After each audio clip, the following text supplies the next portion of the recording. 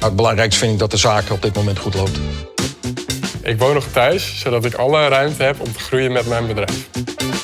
In Kwestie van Kiezen leggen we startende ondernemers een bepaalde keuze voor. Vandaag jezelf uitbetalen of investeren. Investeren. Ik kies ook voor investeren. Onze expert Nicky den Dekker zet vandaag op deze voormalige kazerne in Arnhem de voor- en nadelen op een rijtje. Ja, investeren is natuurlijk heel leuk voor de langere termijn. Aan de andere kant, je leeft ook nu en je wilt ook nu leuke dingen doen. Even voorstellen. Dit is Ronald Hogeveen. 58 jaar en net begonnen met zijn platenwinkel LP's van Kees in Hengelo. Ik investeer alles in de winkel omdat ik denk dat die nog lang niet klaar is. Vooral uitbreiden in het assortiment. Andere genres dan wat ik nu heb staan. En dit is Jelle Mul.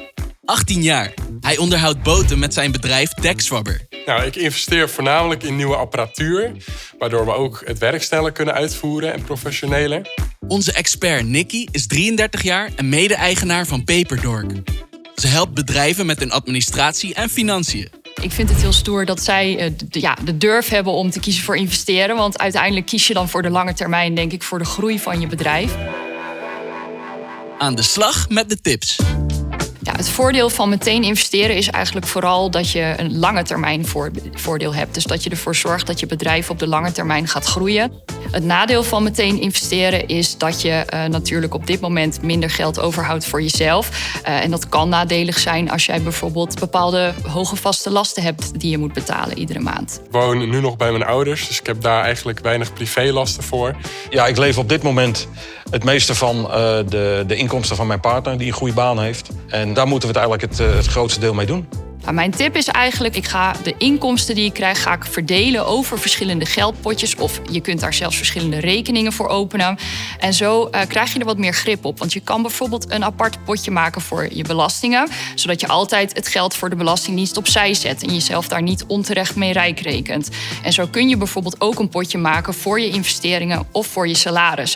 Het voordeel van jezelf nu uitbetalen is dat je er nu voor zorgt dat je gewoon zekerheid hebt en dat jij gewoon je vaste lasten kan blijven betalen. Het nadeel van jezelf direct salaris uitbetalen is dat je misschien op dit moment niet genoeg kan investeren om je bedrijf op de lange termijn te laten groeien. Ik denk dat als je ondernemer bent, dan zul je dat moeten. Je zult moeten investeren. Door te investeren in mijn bedrijf kan ik sneller groeien en word ik ook sneller groter.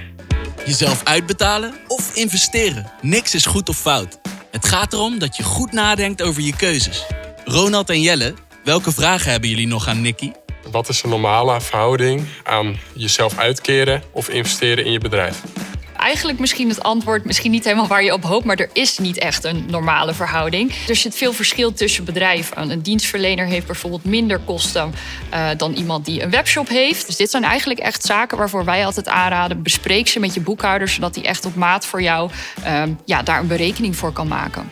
Hoe ga je om met de distributeurs die vooral met pre-orders werken? De spullen die nu aangekondigd zijn en over 1 week, 2 weken, 2 maanden dan een keer komen. Dat is heel lastig inschatten voor mij hoe ik moet bestellen.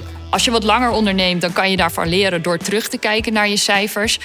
Op het begin is het denk ik vooral verstandig om ook eens rond te vragen. Misschien bij andere ondernemers of bij collega's. Van wanneer zijn nou de drukste maanden? Zodat je daar ook in je voorraad alvast rekening mee kunt houden. Dankjewel, Nicky.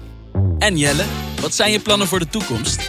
Mijn doel voor komende jaren is om eigenlijk door heel Nederland te gaan en wellicht al internationaal. Ja, bij Jelle vind ik het zo mooi om zijn ambitie te zien en dat hij op zo'n jonge leeftijd al is gestart met ondernemen. Ja, dat kan niet anders dan dat over 5 jaar gewoon een topondernemer is. En jij, Ronald? Wat zou jij graag willen zien? Uiteindelijk hoop ik dat eind volgend jaar een keer een dagje vrij, een vakantie en ook wat geld mijn kant op. Ja. Ja, ik vind het super stoer wat Ronald doet. Zelfs op latere leeftijd, met vaste lasten, met een hypotheek en dan ook samen met zijn vrouw. Chapeau. Wil je meer weten over de financiële keuzes binnen jouw bedrijf? Ga naar kvk.nl/geldzaken.